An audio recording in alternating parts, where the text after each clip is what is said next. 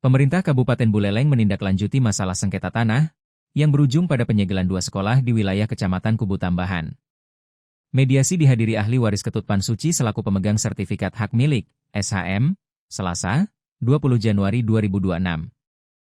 Selain ahli waris, sejumlah pihak terkait turut hadir.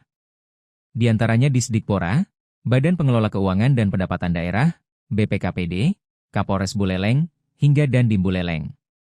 Mediasi dilaksanakan di ruang kerja Bupati Buleleng. Kegiatan ini berlangsung cukup lama. Mulai dari pukul 13 WITA dan baru berakhir pada pukul 18 WITA. Kendati demikian, belum ada kesepakatan antar kedua belah pihak, yakni dari Pemkab dan ahli waris. Seperti diungkapkan salah satu ahli waris bernama Made Joni Sudarsono. Dikatakan jika Bupati belum bisa mengakomodir permintaan ahli waris untuk permohonan pembatalan sertifikat. Pihak Pemda Getol menagih pajak pada ahli waris, di sisi lain Getol juga mau membatalkan sertifikat ahli waris. Kami sebagai ahli waris keberatan, ucapnya ditemui usai mediasi. Joni juga mempertanyakan tujuan Pemkab Buleleng membatalkan SHM ahli waris yang telah terbit sejak tahun 2022. Padahal sesuai syarat pengajuan sertifikat dari BPN, semuanya telah dipenuhi sesuai prosedur. Salah satunya surat keterangan dari Pemkab yang mengatakan bahwa tanah SDN 4 dan SDN 5 Kubu Tambahan tidak termasuk aset Pemda. Itu, surat keterangan, saya dapatkan dari Pemda. Saya serahkan ke BPN sehingga terbit sertifikat hak milik. Jadi proses permohonan sertifikat dari ahli waris sudah sesuai prosedur, tidak main belakang, tegasnya. Diketahui, bidang tanah di SDN 4 Kubu Tambahan memiliki luas 16 ar. Sedangkan di SDN 5 Kubu Tambahan memiliki luas 15 ar. Bidang tanah ini disertifikatkan atas nama Ketut Pansuci, dengan total 8 ahli waris. Pihaknya mengaku sangat bersedia jika diberikan opsi ganti rugi lahan. Hanya saja pada mediasi belum ada opsi demikian. Pun kalau ada opsi ganti rugi, ia berharap dipertimbangkan secara non-litigasi, bukan melalui pengadilan.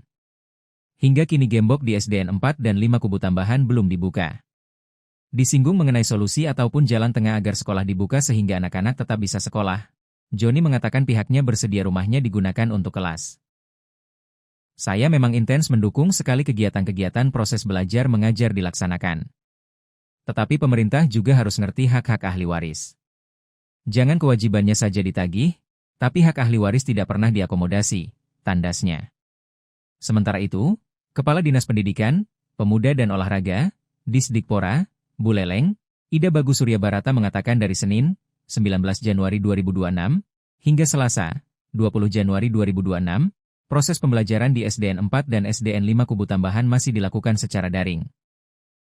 Pembelajaran secara tatap muka atau luring baru dilaksanakan pada Rabu, 21 Januari 2026. Mulai besok baru dilakukan pembelajaran secara luring di SD terdekat.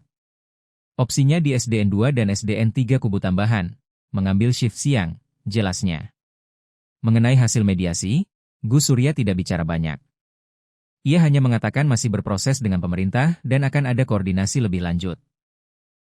Gus Surya menegaskan pihaknya sudah melakukan penjajakan ke sekolah-sekolah untuk mengantisipasi masalah serupa di kemudian hari.